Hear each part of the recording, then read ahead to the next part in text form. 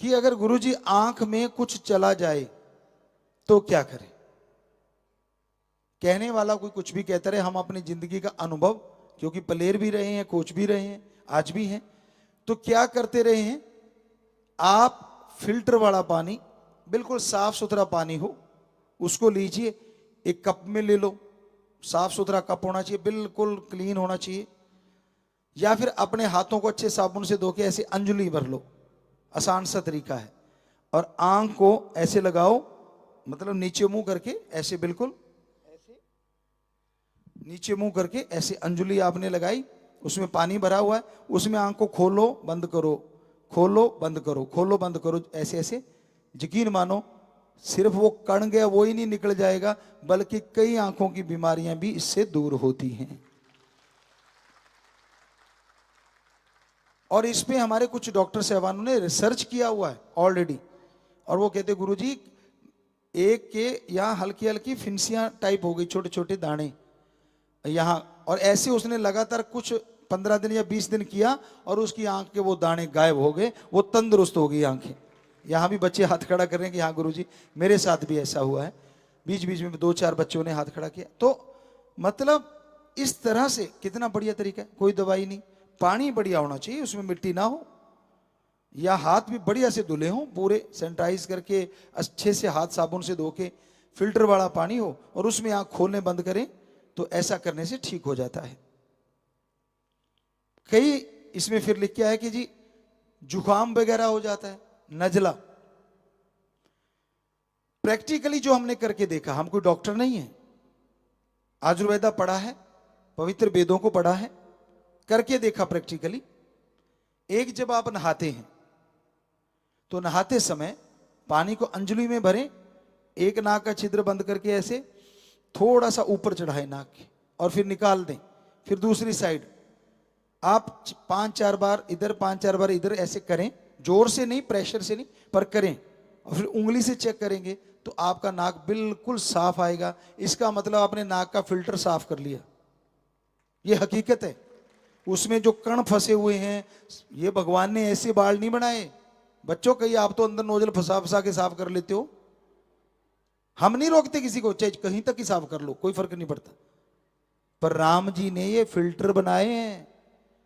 धूल के कण, धुएं के कण, पोल्यूशन प्रदूषण के बहुत सारे कण, बैक्टीरिया टाइप, उनको भी ये बाढ़ अंदर जाने से रोक लेते हैं। कुदरत ने कमाल किया राम जी ने। तो इस तरह से दोनों तरफ, इसे कहते देसी भाषा में बोलते पानी की नसवार, कि यूं पानी में भरा, ऐसे अंदर खींचा और फिर निकाल दिया उसी टाइम, कहीं ऊपर ना चढ़ा लेना, गड़बड़ हो जाए। थोड़ा सा खींचा और निकाला, इधर थोड़ा खींचा निकाला। शाम को भी ऐसा करके सो, सुबह नहाने के टाइम और शाम को वैसे, थोड़ा गुनगुना पानी हो सर्दी में, और गर्मी में नॉर्मल पानी, जो नॉर्मल, आपको बहुत ठंडा नहीं लगाना, ठंडा पानी नहीं। तो इस तरह से नाक साफ रहेगा, काफी हद तक आपकी ये प्रॉब्लम कुछ हद तक ठीक होने लगेगी। सुबह जो अजमाई चीज हमने करके देखी, और बहुत सारे लोगों को, कच्ची हल्दी जो होती है उसका इतना सा पीस थोड़ा सा चबा चबा के खाओ, थोड़ा पानी ले सकते हो घूंट, और कुछ देर आधा घंटा बाद कुछ खाओ। तो यही हमारे एक सज्जन थे जो कई दिनों से, अभी कुछ दिन की बात है, कई दिनों से सुरड़ सुरड़ सुरड़ सुरड़, और वो कह रहा था गुरुजी मेरे तो दोनों नाक बंद हैं। पिछली बार हम आए थे तब भी उसका यही हाल था, तो हमने बोला था कच्ची हल्दी, तो शायद उसने सोचा ला गुरुजी ऐसे ही, अब कई सुनने वाले भी ऐसे सोच रहे होंगे।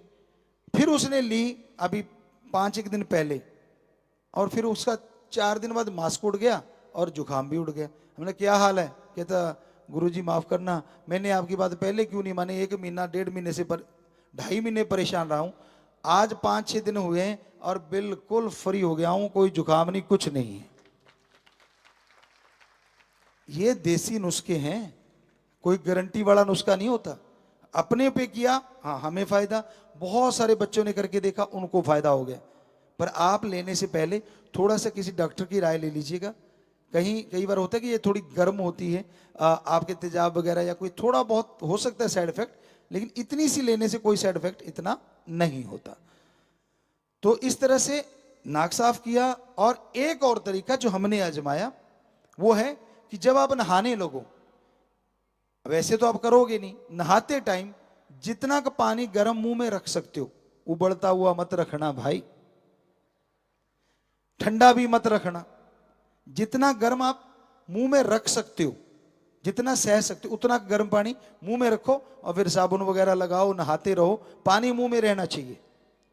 बस जब नाक साफ करना तब निकाल के फेंक दो कुल्ला करके। तब तक 5, 7, 8, 10 मिनट तो लग ही जाते होंगे। साबुन लगाई, पहले बॉडी गिल्ली करी, फिर उसको साबुन लगाते हैं, धोते हैं। आप जैसे भी आप नहाते हैं, पर 5-7 मिनट तो लग जाते हैं। उतनी देर मुंह में रखो, 1 महीना करके देखो, बहुतों का जुकाम ठीक हुआ है। हम इस बदले में फीस नहीं लेंगे, फ्री में आपको बता रहे हैं, ये प्रैक्टिकली है। तो ये यहां लिख के आया था। तो इस तरह से आप ये चीज कर सकते हैं और स्वस्थ रह सकते हैं। और एक होता है इसमें यह भी है कि कान में अगर खाज होती है या कई बार होते कान साफ करना है, वैसे नेचर है जब आप नहा के हटोगे ना, कोई भी रुमाल या कपड़ा कान पे ऐसे मार के देखना, जितनी फालतू की चीज है वो बाहर आ जाएगी नहाते टाइम, अपने आप ही आ जाती है। पर आपको आदत पड़ी हुई है, बहनों को तो खास करके, सिर की सुई निकाली और यूं मजे ले लेके, हमने देखा बेटियों को ऐसे करते हुए, और भाइयों को तिनका सा ले लेते हैं, आजकल बने भी आते हैं, उसका ये नहीं पता कहां तक चला गया, कहीं पर्दे में मार बैठते हैं। वो पतला होता है, उसका कोई मुंह सिर तो है नहीं, और अंदर खाज मची तो कईयों को मीठी मीठी भी लगने लगती है लगातार रगड़ने से, और आगे पर्दे पे मार देते हैं और फिर सुनने वाला काम की छुट्टी। कभी नहीं, ऐसा नहीं करना चाहिए। ज्यादा ही हो तो खुद रुई लो, नरम रुई जो डॉक्टरों के पास होती है, हल्का सा तिनके पे लगाकर थोड़ा सा अंदर ले जाओ, ताकि बाहर से जो है वो मैल निकल जाती है, अंदर है वो बहुत फायदेमंद है। आपके कानों में कीट पतंगा कुछ भी नहीं घुसता, क्योंकि ये जहरीली चीज होती है। वो इसकी बदबू से, आपको बदबू नहीं आती, पड़ोसी को भी नहीं आती, साथ वाले को भी नहीं आती, लेकिन सिर्फ उन कीट पतंगों को आती है जो कान में घुसने को तैयार रहते हैं। तो अंदर अगर वो थोड़ी बैक्स पड़ी है तो फायदेमंद है, वो उसकी बदबू से और उसको टच करने से वो जीभ छुट्टी होती है, भाग जाते हैं। तो इसलिए कईयों ने पूछा था कि गुरुजी कान साफ करें, तो इस तरह नहीं करना चाहिए। अंदर बाल होते हैं छोटे छोटे, जैसे नाक में है, अंदर कानों में भी बाल होते हैं अंदर की साइड में, और वो भी फिल्टर का काम करते हैं, ताकि कानों के पर्दे पे कोई और चीज जाके जम ना जाए। क्लियर सुने, जैसे प्याज का छिलका होता है, उसका एक ऊपर से पतला सा एक छिलका नहीं निकलता, बिल्कुल नरम सी तय निकलती जिल्ली सी, वैसा ही पर्दा होता है, उससे भी पतला पर्दा होता है कान का। और आप सुइयां और पता नहीं क्या क्या खुर, पहले तो आया करते थे पुराने टाइम में, कड़छी सी लेके कान में, आजा तेरा कान साफ करूं। तो कईयों के कई बोले हुए हैं उस पंगे में, क्योंकि आगे कान का पर्दा फट जाता है। तो आप आराम से इस तरह से कान साफ करें, और कान में पानी ना जाए तो अच्छी चीज है। अगर धोने हैं कान तो उस साइड में पानी यूं करके लगाएं, साबुन वगैरह लगा के 2-3 बार, और फिर इधर साबुन लगा, फिर इधर 2-3 बार, तो कान में पानी ना जाए तो ज्यादा अच्छा रहता है। तो और भी बहुत से तरीके हैं इसके, फिर कभी आपको बताएंगे। तो इस तरह से कान में ये ज्यादा कलाकारी ना करा करो, जरूरत ही नहीं है। अच्छा वाला सुन रहा है तो आप अपने आप में यहाँ कान में मजे मत लिया करो कुछ मार मार के। तो ये कुछ बातें थी जो हमसे पूछेगी। हाँ, कुछ सवाल आए होंगे तो हम उनका जवाब दे देते हैं। है कोई सवाल ऐसा कुछ और जो हमारे पास लिख के अभी अभी आए थे, हम देख लेते हैं अगर और भी इसमें कोई सवाल होगा। आज के लिए हमें लगता है काफी चीजें हो गई, जो रह जाएंगी फिर से ही। सवाल यहां वाले तो हो गए, अगर उधर कोई है तो पूछ सकते हैं जी। धन सतगुरु तेरा ही आसरा। गुरु जी, बदलते मौसम में वायरल फीवर से कैसे बचाव करें जी? बदलता मौसम, कहते हैं सर्दी आती मारती है या सर्दी जाती मारती।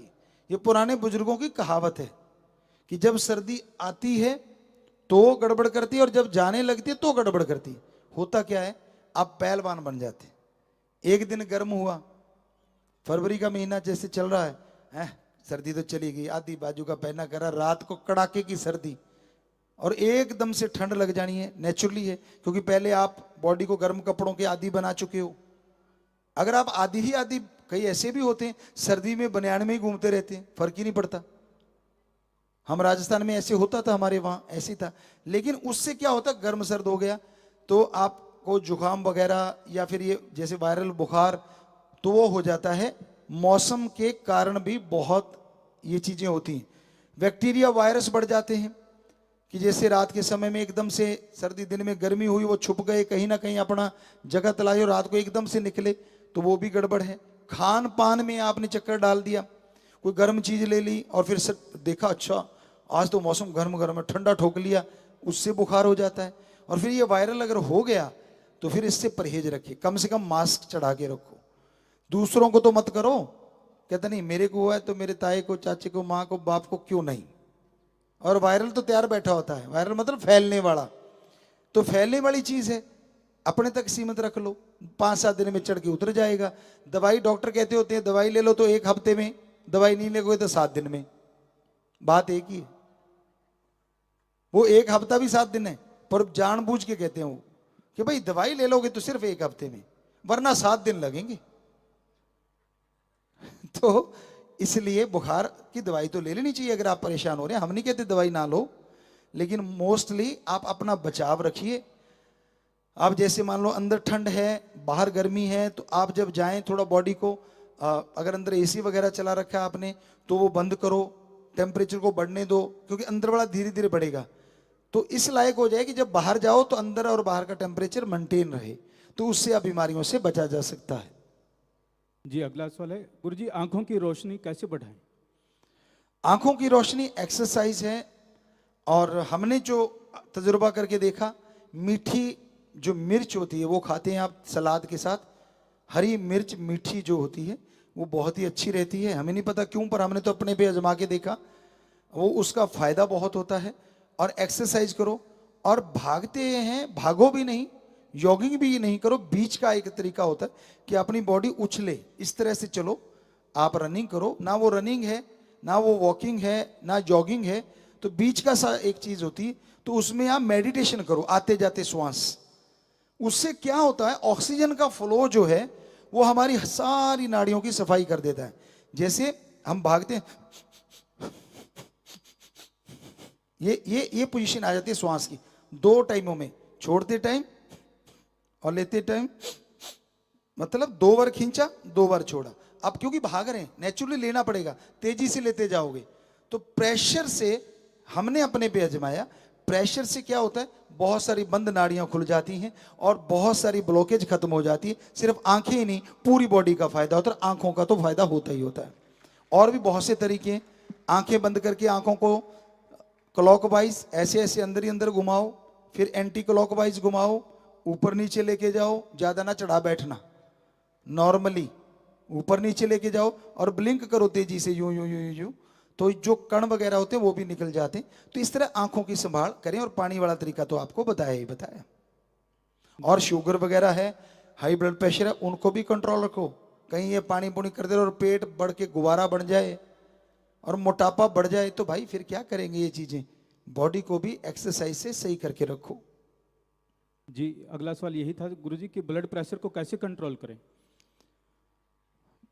ब्लड प्रेशर, अगर हाई ब्लड प्रेशर है तो आपको कहा मोटापा कम कीजिए, नमक कम होना चाहिए, नाम मात्र काला नमक थोड़ा सा, जरा सा, या फिर सेंधा नमक है, जो आयुर्वेदा में चीजें आती हैं ये चीजें आप लें।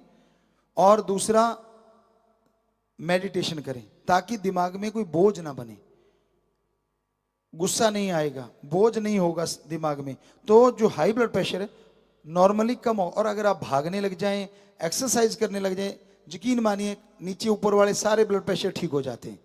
डाइट का ख्याल रखिए, जो मोटा अनाज है, जो बैठने वाले हैं, जो कुर्सी पे बैठ के काम करते हैं, खेती बाड़ी वालों को छोड़ के उनको मोटा अनाज कम लेना चाहिए।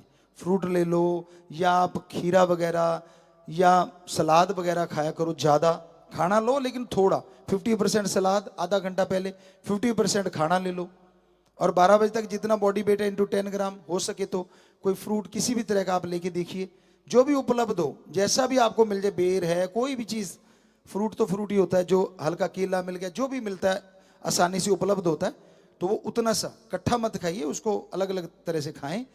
तो इससे क्या होता है, बॉडी में आपके वजन भी कम होगा और ये ब्लड प्रेशर की भी जो चीजें हैं ये चली जाती हैं।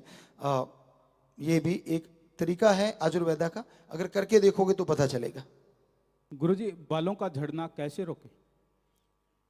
एक ही दिन में सारा कुछ। बा, बालों का झड़ना कैसे रोके? हरड़ बेहड़ा आंवला, 3 चीजें आयुर्वेदा। अब कईयों को ये लगे गुरुजी तो डॉक्टर भी बने बैठे हैं। वैसे डॉक्टर की उपाधि मिली है, ऐसी कोई बात नहीं है, राम जी की कृपा से, वो इंसानियत के भले काम करने की वजह से। पर ये आयुर्वेदा पड़ा है, अपनी बॉडी पे चीजें आजमाई, इसलिए हरड़ बेहड़ा आंवला बहुत ही बढ़िया चीज होती है। और अगर एलोवेरा वगैरह इसमें मिक्स कर लिया जाए, उसका एक लेप लगा के रखो और इसी से फिर धो आप। कुछ चीजें और होती हैं जो बालों के लिए अच्छी होती हैं, हालांकि उनमें कईयों में स्मेल भी बड़ी होती है। कहते प्याज का रस लगा लो, नहाने से पहले घंटा लगा के रखो, वो भी फायदेमंद रहता है। तो पर असली बात मेडिटेशन और शीर्षासन भी अगर करते हैं आप, कि पैर ऊपर और सिर नीचे, भाई जिसको नहीं आता पंगा मत लेना। हमारे सज्जन ने एक ने कर लिया था, उसने कहता जी मेरा करवाओ, वो करवा दिया, उसका दीवार के साथ लग के उसने सिर नीचे टांगे ऊपर कर ली। कहता अब छोड़ दो, छोड़ के वो आदमी बाहर निकल गया, चीखे मारे जाएगा, अरे मुझे उतार तो दो, अरे मुझे उल्टा होगा, सीधा तो कर दो। तो ऐसा नहीं, आराम से थोड़ा थोड़ा करना चाहिए, क्योंकि इसमें हाई ब्लड प्रेशर वालों को तो नहीं करना चाहिए। पर वैसे अगर नॉर्मली है तो ये ब्लड का सर्कल ज्यादा सिर की तरफ आता है, तो उससे भी बालों में फायदा होता है। कई होता है पारिवारिक वंशवाद, तो उसके लिए तो आपको ट्रीटमेंट करवाना पड़ेगा, उसके लिए जरूरी है कि आप इलाज करवाएं।